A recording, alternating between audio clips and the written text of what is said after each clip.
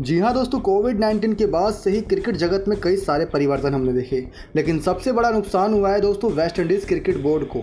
इस बात का आकलन इससे लगाया जाता है कि उसके पास इतने पैसे भी मौजूद नहीं कि वो अपने खिलाड़ियों को वेतन यानी कि सैलरी दे सके। बता दें दोस्तों, क्रिकेट वेस्ट इंडीज़ की तरफ से काफ़ी बड़ी अपडेट सामने आई, क्योंकि वो उधार लेकर खिलाड़ियों को सैलरी दे रहा है। दरअसल इस बात का खुलासा खुद वेस्ट इंडीज़ क्रिकेट के अध्यक्ष रिकी स्कैरेट ने किया है। उन्होंने ये दावा किया कि उनके कार्यकाल के दौरान बोर्ड का कर्जा घटकर 1/3 हो गया है। बता दें कि 2019 में रिकी स्कैरेट ने वेस्ट इंडीज़ क्रिकेट बोर्ड की कमान संभाली थी, जिसके बाद अब उनके 2 साल का कार्यकाल पूरा हो चुका है और जिसके बाद वह अब फिर से चुनाव मैदान में उतर सकते हैं। लेकिन बोर्ड की आर्थिक स्थिति के बारे में स्कैरेट ने कहा कि जब से उन्होंने जिम्मेदारी संभाली तब से स्थिति काफ़ी ठीक हुई है। आपको बता दें दोस्तों और बड़ी जानकारी कि स्कैरेट ने ESPN क्रिक इन्फो से बातचीत में कहा कि हमारी सबसे बड़ी समस्या थी कि हमने पैसे मिलने से पहले ही फ्यूचर से जुड़े खर्चों के बारे में बात कर ली।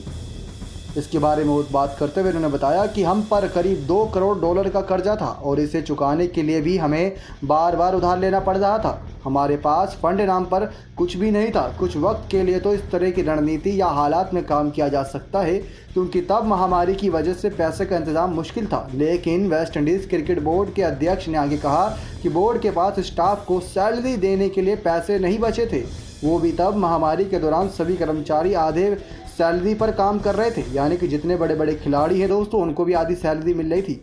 यही नहीं, उन्होंने कहा कि हमें अपने खर्चे कम करने पड़े।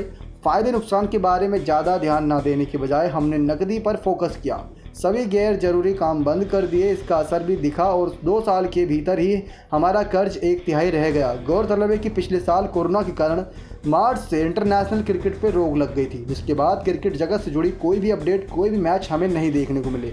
उसी साल जुलाई में वेस्ट इंडीज़ टीम के इंग्लैंड दौरे से इंटरनेशनल क्रिकेट की शुरुआत हुई। इसके बाद IPL हुआ और फिर द्विपक्षीय सीरीज़ की शुरुआत हुई। फिलहाल कैरिबियाई टीम श्रीलंका के साथ घरेलू सीरीज़ खेल रही है और ऐसे में अब इनके हालात धीरे धीरे सुधर रहे हैं। नेक्स्ट 9 स्पोर्ट्स की रिपोर्ट।